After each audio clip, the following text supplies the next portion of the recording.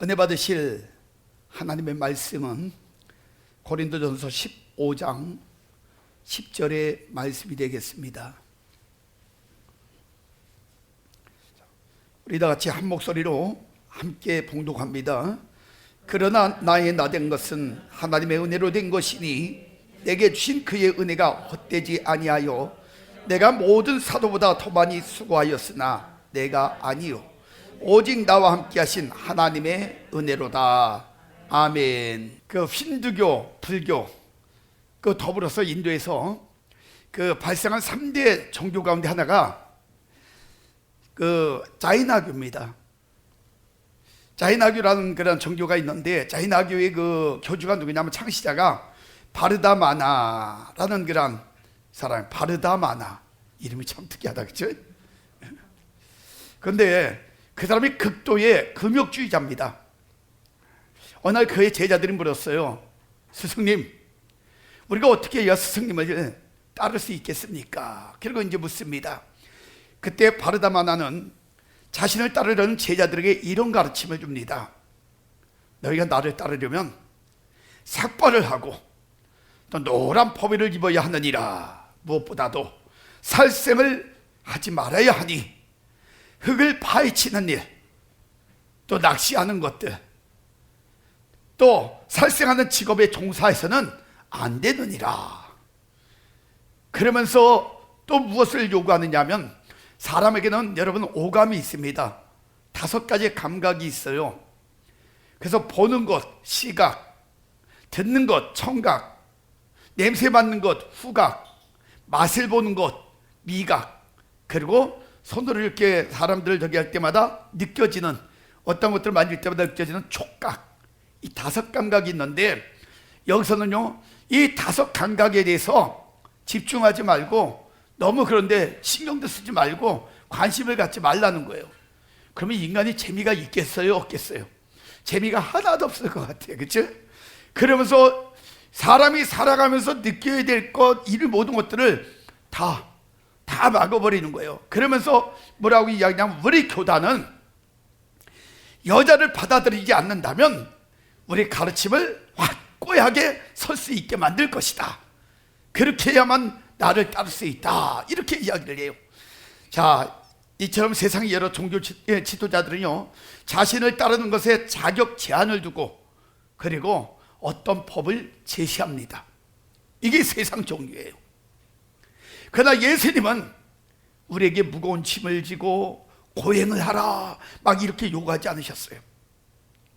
예수님은 율법의 요구를 결코 만족시킬 수 없는 우리의 연약한 모습들, 우리가 그걸 다 감당할 수 없음을 아시고요, 친히 자신이 이 땅에 오셔가지고 자신의 모든 생명을 내주면서 그 율법을 완성해서 우리에게 자유함을 주셨다는 거예요. 그분은 우리에게 그래서 그 여러 가지 일들을 통해서 구원을 가져다 주셨어요. 그랬기 때문에 그 예수님이야말로 전적으로 우리가 의지하고 신뢰할 수 있는 그런 유일한 대상이라는 사실을 여러분 믿으시기 바랍니다. 자기 목숨까지 아낌없이 내주실 만큼 우리를 사랑하시는 예수님, 수고하고 무거운 짐진 자들에게 참된 안식을 주시는 예수님과 날마다 통행하는 그런 제자가 되어지는 사람은요, 여러분 살아가면서 하나님의 은혜를 가장 많이 받은 그런 사람이 된다는 사실을 여러분 깨달으시기 바랍니다. 저는 여러분들이 날마다 은혜 넘치는 사람들이 됐으면 좋겠어요. 그 은혜가 여러분의 인생과 여러분의 그 가정에 날마다 풍성히 임할 때마다 그걸 통해서 평안이 있고 자유가 있고 기쁨이 있고 행복이 있고, 이런 가정, 이게 얼마나 좋은지 몰라요. 그래서 하나님의 은혜는요, 움직이는 곳마다 모든 것을 회복시키고 치료시키는 능력이 있다는 사실을 여러분들 깨달으시기 바랍니다.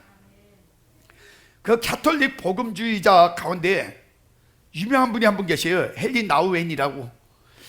그 책을 많이 보신 분들은 그분이 어떤 분인지를 금방 압니다. 이 헨리 나우엔은 예일대학교 그리고 하버드 대학에서 교수로 지낸 사람이에요. 굉장히 머리가 좋고 뛰어난 사람입니다.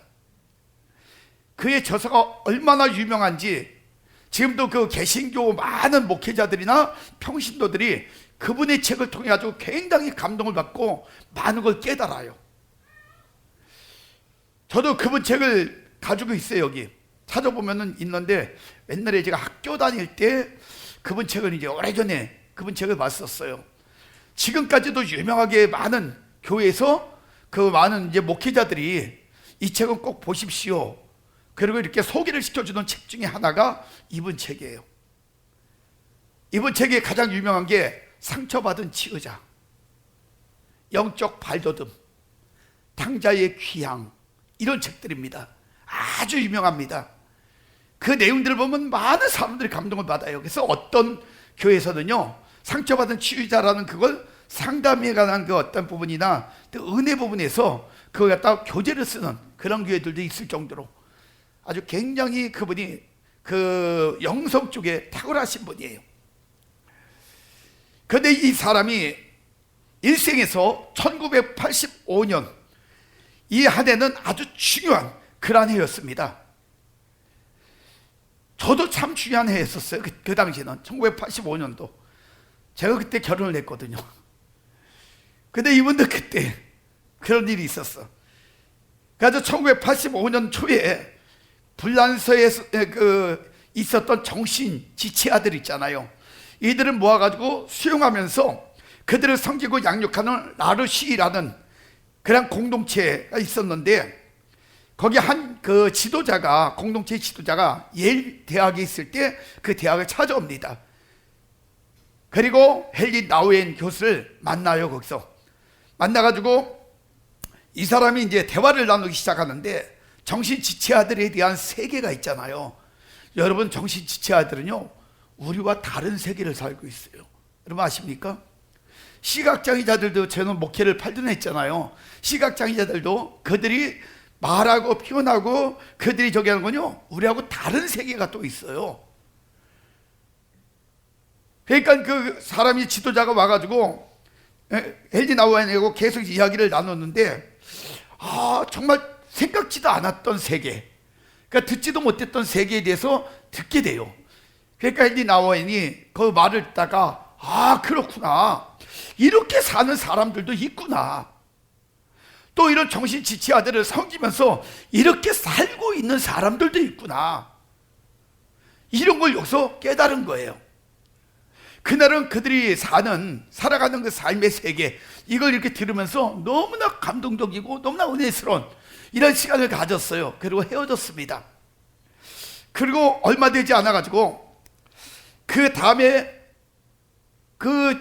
어떤 단체에, 그 단체에 지도자로 있었던 장 바니에라는 그런 그 지도자로부터 편지 한 장이 날라왔어요. 근데 그 편지의 내용이 이런 내용이었습니다. 자기 공동체에서 지금 이제 그 정신지체아들의 수양회가 있는데, 그 수양회가 열리는데 거기에 좀 와줬으면 좋겠습니다 라는 이런 편지 내용이었어요. 그러니까 헨리 나우엔 교수는요, 처음에는 나하고 이렇게 대화를 나누고 저겠는데, 나를 그날 강사로 초빙을 해가지고 나를 좀 이렇게 쓰려고 나기 이렇게 불렀나 보다, 나를. 그래가지고 기쁜 마음으로 거기를 갔어요. 갔는데 막상 가보니까 수양회가 어떤 수양회냐, 침묵 수양회야. 침묵 수양회. 그러니까 거기 수양회는요 사흘 동안 열리는데요, 사흘 동안에 뭐하냐, 기도만 하고 행동으로만 사람들을 돌봐주고 섬기는 수양회예요. 그게 좀 독특한 거야. 자기는 가서 강의를 하고 막 이렇게 이제 세미나 이런 것들을 해가지고 은혜를 끼치는 이건 줄 알았더니 그게 아니었다 이거예요. 아무 말도 안 하고 그냥 기도하면서 그들이 필요한 것들을 섬기는 거야. 예? 이 특이한 수양회를 참석하면서 헨리 나우엔 교수는요, 이상하게 마음이 거기서 막 끌렸어요. 생전 안 해본 거예요. 한 번도 해보지 않았던, 지금까지 살면서 그러한 일이었는데 거기에 마음이 막 끌린 거야. 그래가지고 사흘 동안에 아무 소리도 안 하고 그냥 그들을 이렇게 이제 돌봐주는 거예요. 정신지체아들을 돌봐주고 발을 씻겨주고 밥을 해서 먹여주면서 자기도 같이 먹고, 또 그들을 볼 때마다 그들을 위해서 기도하고, 그들을 위해서 기도해 주는 거예요. 그리고 묵묵하게 그들이 하는 일들을 보면서 말없이 거기서 필요한 것들만 도와주는 이러한 수양회를 갖게 되었어요. 그는 처음으로 정신지체아들의 그 세계 속에 자기 몸으로 부딪히면서 자기와 전혀 다른 삶을 살고 있었던 그들의 그 삶에 대한, 그들의 세계에 대한 것을 경험하게 됩니다. 이 침묵 수양회를 마치고 그러고 나서 돌아왔어요. 그런데 또 한 장의 편지가 온 거예요. 거기에 이런 내용이 또 실려 있었어요. 교수님이 함께 있어서 너무너무 축복이었습니다. 교수님이 이런 우리 같은 정신지체약 공동체의 지도자가 되어주신다면 얼마나 커다란 하나님의 선물일까요? 라는 편지였었어요. 그 당시에 헨리 나우에는요, 이 교수는 예일 대학에서 하버드 대학으로 옮긴 지가 얼마 안 됐어요. 그래서 정신없이 이제 하버드 대학에서 막 한참 일할 그때였거든요. 근데 이걸 딱 편지를 받았는데, 야, 이게 참 마음에 이상하게 자꾸 이 한 장의 편지가 마음에 도전을 주는 거예요. 사실은 교수 일을 하면서 어려운 사람들을 위해서 얼마든지 일할 수 있잖아요. 일할 수 있음에도 불구하고 거기에 사로잡힌 거예요. 이상하게 마음에 너무 그게 와닿아가지고 그걸 가지고 고민을 하기 시작했어요. 계속 마음속에는 무슨 마음이 오냐? 주님이 나를 하버드 대학에서 정신지체학 공동체의 지도자로 나를 부르신다. 하나님이 나를 부르신다. 야, 이걸 어떻게 해야 될까? 어떻게 하지? 이런 생각 속에 계속 사로잡혔는데 강력한 하나님의 부르심, 주님의 부르심에 그의 마음이 동하기 시작했어요. 그래서 결국에는 그가 그 주님 앞에 굴복을 합니다. 그래서 굴복을 하고 그가 하버드 대학 교수 자리를 내놓고 정신지체아들의 그 공동체로 가요. 그런데 놀라운 일은 뭔지 아세요? 여러분, 이 교수직을 포기하고 1985년도에 가을에 캐나다의 토론토 근처에 있는 데이브레이크 커뮤니티라는 그러한 그 정신지체아들을 위한 새로 생긴 공동체의 지도자를 거기를 갔는데, 거기에 정신지체아가 몇 명인지 알아요? 6명이 있었어요. 6명의 정신지체아가 거기 있었던 거예요. 그러니까 그는 단 6명과 함께 살기 위해서 자신의 하버드 대학의 교수직을 버렸다는 거예요. 저는 그분의 삶의 이 부분을 이렇게 돌아보면서 제가요, 옛날 생각이 났어요. 제가 장애자 목회를 하고 있을 때, 고아들을 데리고 살 때에 그때 저에게 미국에서 전화 한 통화가 왔었어요. 텍사스 시티 한인교회, 수백 명 되는 교회였었는데 그 교회에서 전화가 온 거예요. 제가 한참 영성으로 막 찬양 사역하고 집회를 다니면서 한참 불이 붙었을 때 나에게 그 교회 담임 목사 천빙이 왔었어요. 미국에서. 제가 그 문제를 놓고 참 고심을 했어요. 하나님, 여기 고아들이 있고 장애자들이 있는데 이들을 내가 놓고 가면 어떻게 합니까? 하나님, 저에게 어떠한 그 결단할 수 있는 계기를 주세요. 일주일 금식을 했어요. 일주일 금식을 했는데 하나님이 제 마음에 어떤 음성을 주셨는지 알아요? 야, 내가 맡긴 이 작은 이러한 어려운 사람들도 감당 못하면서 네가 어떻게 그 큰 것들을 할 수 있겠느냐? 이런 마음이 온 거예요. 제가 일주일에 또 전화를 해가지고, 전화가 왔어요. 그때 그 전화를 통해 가지고 제가 이야기를 했어요. 죄송합니다. 제가 지금 섬기고 있는 지체아들이 있기 때문에 제가 그곳에 갈 수가 없습니다. 그리고 제가 포기했어요. 그 생각이 나더라고요. 이 교수가 6명의 장애자, 그 친구들, 그 지체아들을 위해서 자신의 모든 걸, 어떻게 보면 명예, 권세, 부귀가 그 안에 다 있었는데 그걸 다 포기한 거예요. 그런데 그는 그의 일지에 이렇게 기록하고 있어요. 이상하다. 이것은 희생이고 이것은 지금까지의 삶을 뒤엎는 나의 새로운 삶이었음에도 불구하고 웬일인가? 이상한 마음의 평안이, 이 놀라운 평안이요, 오 자유요, 자유요. 일기장에다가 이런 내용을 거기다 써놨어요. 그리고 그는 자기 친구에게 편지를 써가지고 이런 놀랍고도 충격적인 고백을 또 합니다. 나는 이 사람들을 돕기 위해서 여기 왔다고 생각한다. 친구에게 보낸 편지예요. 그런데 나는 이 공동체에 와서 처음으로 고향을 찾은 것 같은 감정을 느낀다. 당자였던 내가 오히려 집으로 돌아온 것을 느낀다. 그리고 나는 이 사람들을 돕고 이 사람들을 치료하기 위해서 온 것만이 아니다. 우리 공동체의 6명 중에 아담이라는 청년이 있는데 이름이 아담이에요. 그는 정신 지체였지만 너무나도 애가 깨끗하고 그리고 투명한 영혼을 가졌다. 나는 그의 영혼과 부딪히면서 그를 알고 그를 섬기고 그와 함께하면서 그가 나를 치료하고 있다는 사실을 깨달았다. 나에게 붙어있던 찌꺼기, 그런 거짓된 위선, 거짓된 가면, 이런 것들이 찢겨나가도록 내가 섬기고 있는 아담이 내 영혼을 치료해주고 있다. 이런 내용을 거기다 써서 친구에게 보냈던 거예요. 이것은 놀라운 발견이었습니다. 그리고 나서 나중에 그는 정신지체의 아들도 시간이 걸리지만 그들도 예수님을 영접할 수 있고 또 그들도 그리스도의 사랑에 반응하는 모습을 보기 시작했다는 것이에요. 그리고 1996년 9월 21일 헨리 나우에는 세상을 떠났습니다. 그는 떠나기 직전에 이렇게 말합니다. 나는 내 사랑하는 우리 이웃들을 통해서, 그 이웃들이 누구예요? 정신지체아들, 그렇죠? 그를 섬기는 이 사람들을 통해서 우리 주님 그리스도를 새롭게 경험했다. 그들 통해서 주님을 만났다는 거예요. 나는 참 행복했다. 나는 참 행복했다. 이것이 그의 마지막 유언이었어요. 사랑하는 여러분, 에베소서 1장 18절 19절은 그래서 이런 이야기를 해요. 너의 마음 눈을 밝히사. 이게 중요해요. 우리의 마음 눈을 밝혀주시는 거야.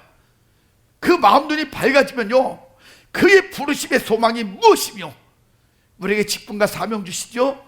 그 소망이 뭔지 이걸 깨닫게 하시고, 성도 안에서, 우리 안에서 그 기업의 영광의 풍성이 무엇이며 또 그의 힘의 강력으로 역사심을 따라 믿는 우리에게 베푸신 능력의 지극히 크심이 어떤 것을 너희도 알게 하시기를 구하노라. 굉장히 중요한 이야기예요. 저는 헨리 나우엔의 삶을 통해 가지고 정말 이 사람이야말로 진짜 하나님 은혜 안에서 깊은 영적 부르심을 알고 제대로 인생을 살아간 사람이라는 사실을 깨닫게 되었어요. 우리의 인생은요, 안개와 같아요. 그래서 잠시 있다가 천국 본향으로 갈 그러한 사람들이에요. 그런데 그 잠시의 삶도 자신이 그 삶의 목적을 제대로 알고 살아간다는 것, 이것이 여러분 정말 얼마나 중요한 건지 아세요? 축복 중에 축복이 바로 그거예요. 짧은 생애를 살아가지만 거기서 자신이 어떤 삶을 살아가야 되는지를 아는 것, 이게 정말 중요해요. 그런 축복의 그 사람이 바로 누구냐? 사도 바울이에요. 사도 바울은 주님을 만나고 자신이 이 땅에 존재하는 이유를 그때서야 비로소 깊게 알게 되었던 거예요. 그래서 그는 긴 인생을 살든 짧은 인생을 살든 관심이 없어요. 살아가는 뭐 몇 년 살고 이런 거 관심이 없어요. 그저 자신이 해야 할 주님이 원하시는 일만 바로 행하며 살 뿐이었었어요. 그것이 얼마나 기쁜 일인지 그는 너무 잘 알고 있었어요. 사랑하는 여러분, 저는 여러분의 인생이 그렇게 되기를 원해요. 제 인생도 마찬가지예요. 길게 살든 짧게 살든 그게 중요한 게 아니에요. 내가 하나님에서 사는 삶 동안에 어떤 인생을 살 것이냐, 정말 하나님 바로 살고 있는가, 내가 하나님이 원하시는 그러한 목적을 가지고 지금도 잘 가고 있는가, 이걸 깨닫고 살아가는 것, 이것이 가장 큰 축복 중에 축복이라는 것이에요. 사도 바울은 그걸 깨닫고 변화가 됐습니다. 사도 바울의 변화 중에 하나가 뭐냐? 7번째가 오늘 헌신적인 사람이 되었다는 거예요. 사도 바울이 헌신적인 사람이 되었다. 고린도전서 10장 33절에 보니까요, 나와 같이 모든 일에 모든 사람을 기쁘게 하여 나의 유익을 구치 아니하고 많은 사람의 유익을 구하여 저희로 구원을 얻게 하라. 이렇게 이야기하고 있어요. 이 짧은 말씀 안에 참 많은 의미가 담겨져 있어요. 사도 바울의 변화는 획기적이었습니다. 여러분, 자신의 만족을 위해 가지고 사도 바울은요, 막 교회에 많은 교회 들어가서 막 부수기도 하고 다 그냥 흐트러 놓기도 하고 엉망을 만들어 놓기도 했잖아요. 또 예수 믿는 사람들을 막 쫓아다니면서 잡아 죽이기도 하고 가두기도 하고 핍박을 주고 막 고난을 겪게 만들고 이렇게 했던 사람이 사도 바울이었었어요. 어떻게 보면 큰 아픔과 상처를 줬던 사람이에요. 그런데 그런 사람이 자신의 육적인 만족과 쾌락을 완전히 버린다는 것, 이거 쉽지 않은 거예요. 그럼에도 바울은 예수님을 만나고 세상의 육신적인 것, 자기의 생각과 감정까지도 완전히 버리고 새롭게 변화가 되었다는 것, 이건 정말 중요한 거예요. 분명히 깨달아야 될 것, 이게 뭔지 아십니까? 여러분, 진짜 예수쟁이들은요, 변한다는 거예요. 진짜는 변해요. 근데 가짜는 세월이 가고 수많은 일을 겪어도 안 변해요.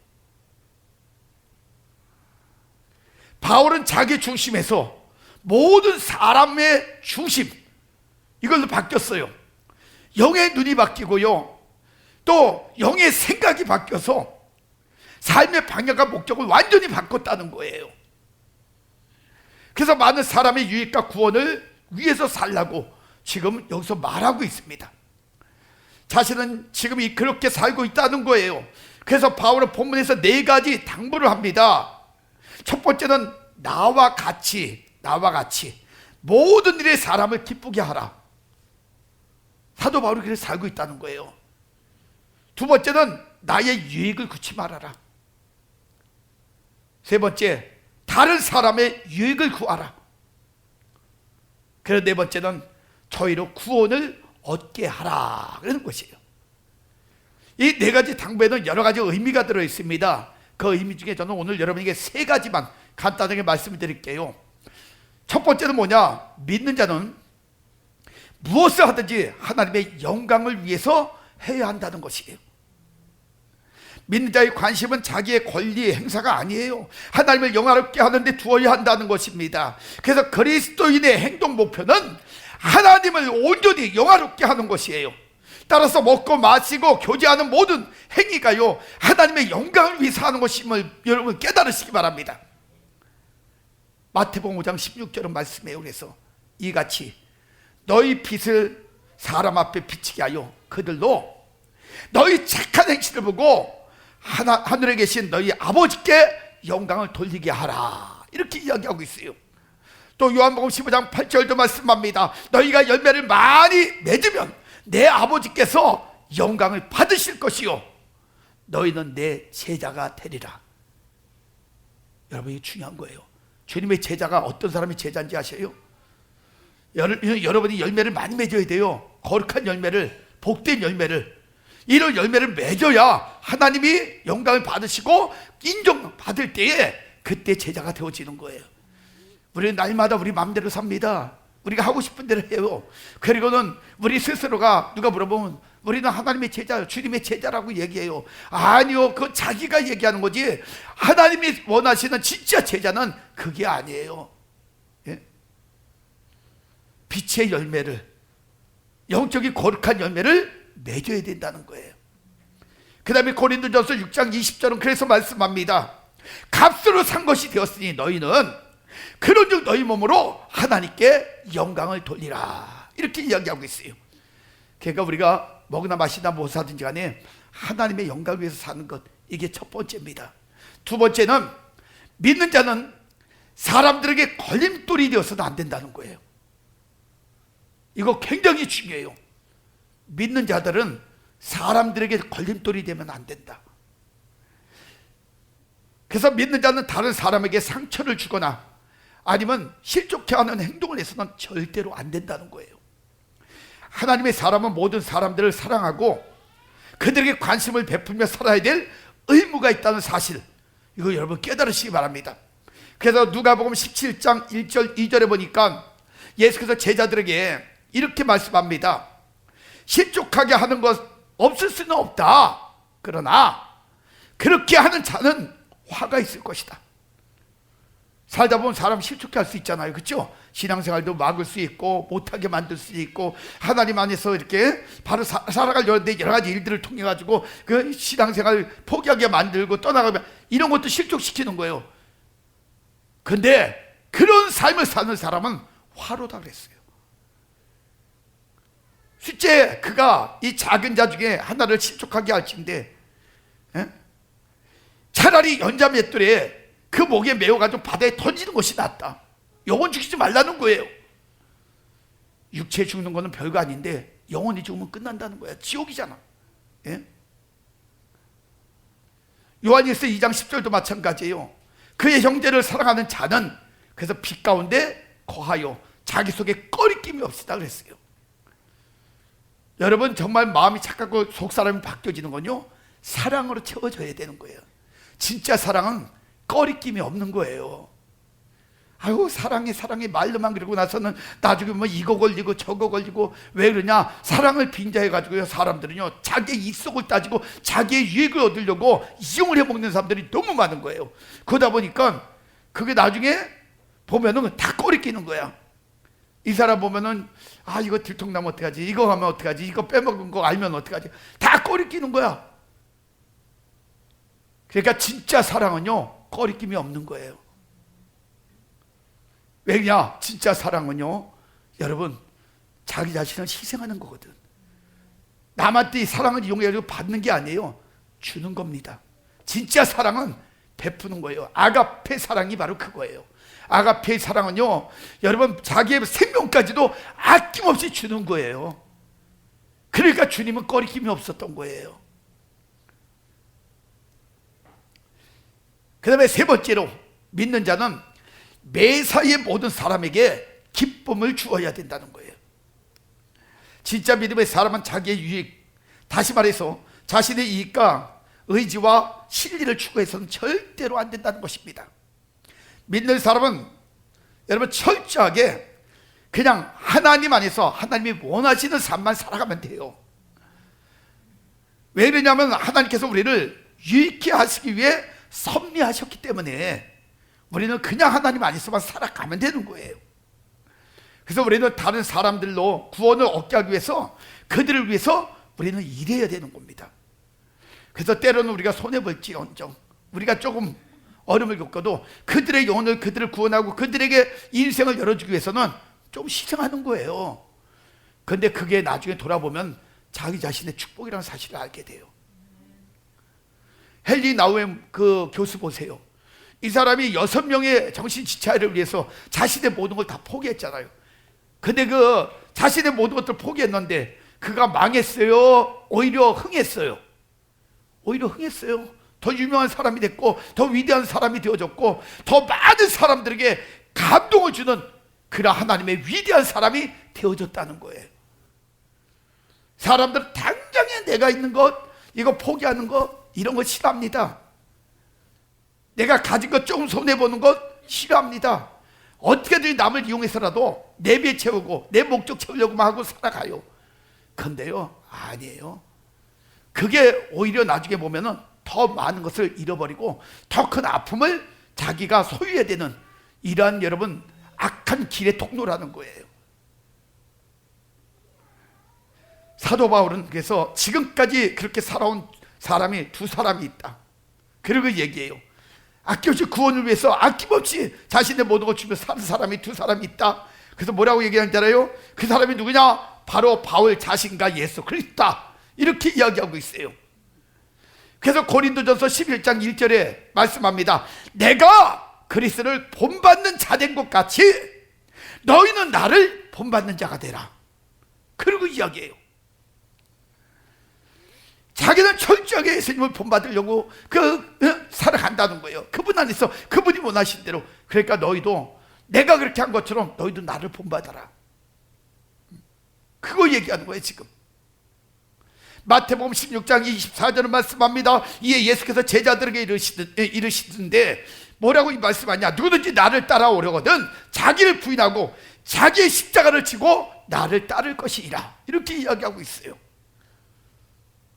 주님을 따르는 거요, 여러분, 쉽지 않아요. 고린도후서 9장 8절도 말씀합니다. 하나님이 능히 모든 은혜를 너희에게 넘치게 하시나니 이는 너희로 모든 일에 항상 모든 것이 넉넉하여 모든 착한 일을 넘치게 하게 하려 하심이라, 이렇게 말씀하고 있어요. 그냥 하나님 부르신 거 아니에요. 하나님이 그냥 쓰시는 거 아니에요. 하나님 그걸 통해 가지고 여러분 넘치게 하는 축복의 통로로 만들어 주시겠다는 거예요. 그러니까 여러분 착한 일도 넘치게 하세요. 좋은 일도 넘치게 하세요. 그럼 넘치는 주의 축복이 오는 거예요. 아멘. 사랑하는 성도 여러분, 하나님 안에서 바로 산다는 것 결코 쉽지 않습니다.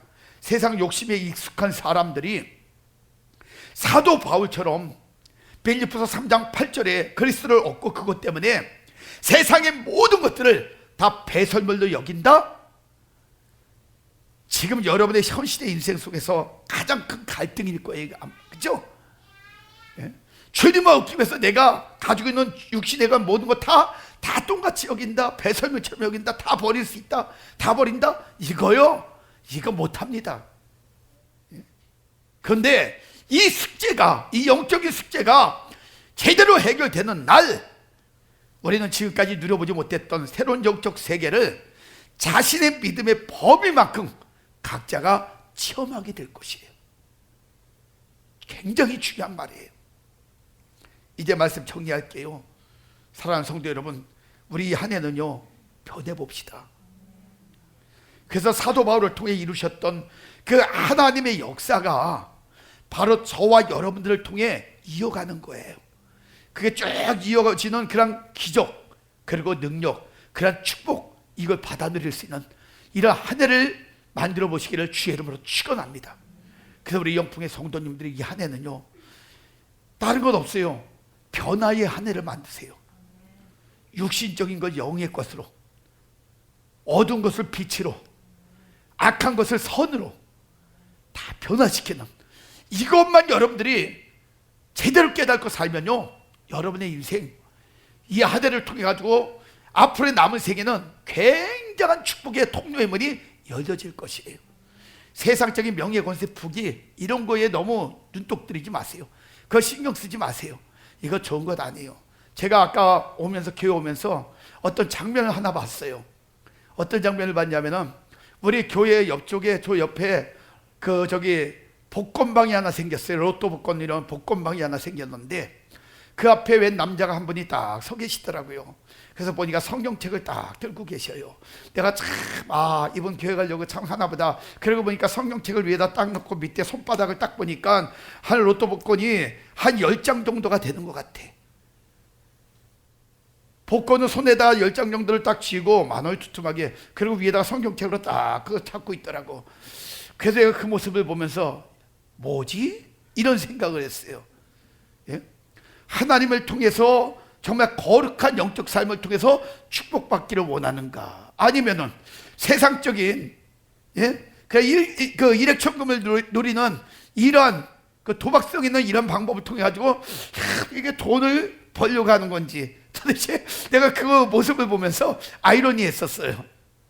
그것도 오늘 무슨 날이에요? 주일날이잖아. 예? 그래서 그걸 이렇게 보고 오면서 무슨 생각을 했냐? 믿음의 사람들은 성경이면 성경을 붙잡든지, 아멘? 예? 세상 거 붙잡든지, 그냥 둘 중에 하나 분명히 해야지.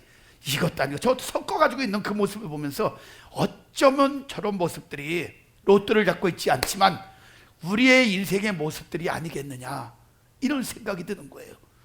여러분 분명히 아세요. 하나님의 사람은 하나님의 사람답게 분명히 선택하고 살아가는 거예요. 그럴 때 하나님이 인정하고 그 사람을 축복하십니다.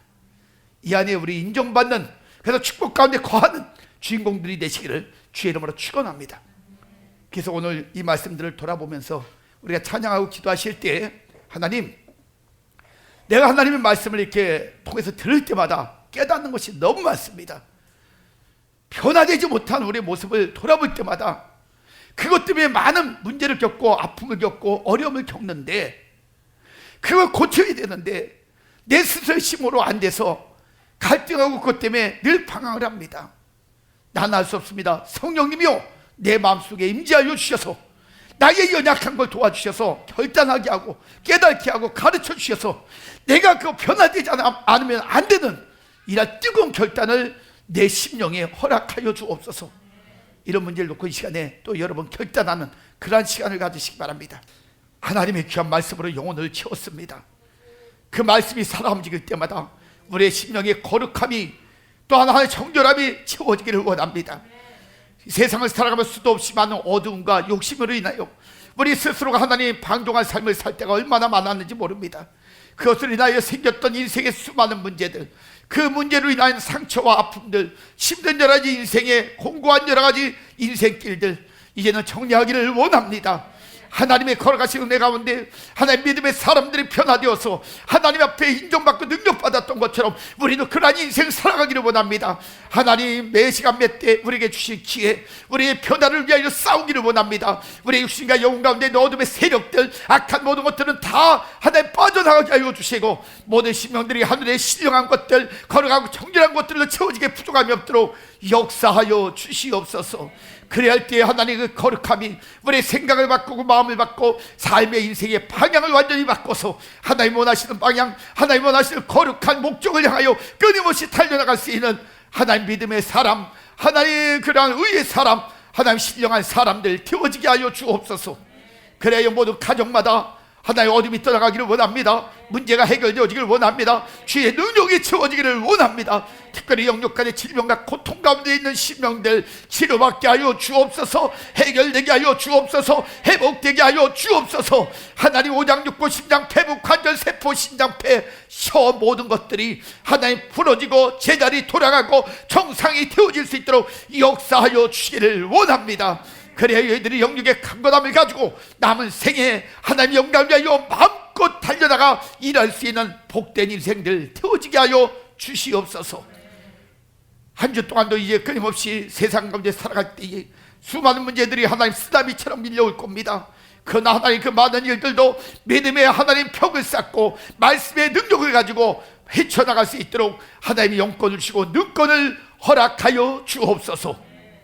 지금은 우리 구주 예수 그리스도의 은혜와 하나님의 그 크시고 만극하신 사랑하심과 성령님의 감화 감동 내주 역사 충만하심의 은혜가 오늘도 하나님 안에서 우리 자신을 돌아보며 말씀을 통하여 변화되기를 갈망하는 성도님들 머리 위에, 그들의 가정, 건강, 계획, 모든 생업 위에, 영풍월드 교회와 이 나라 민족 전 세계의 머리 위에 지금부터 영원까지 하나님의 축복이 함께 계실지어다. 아멘.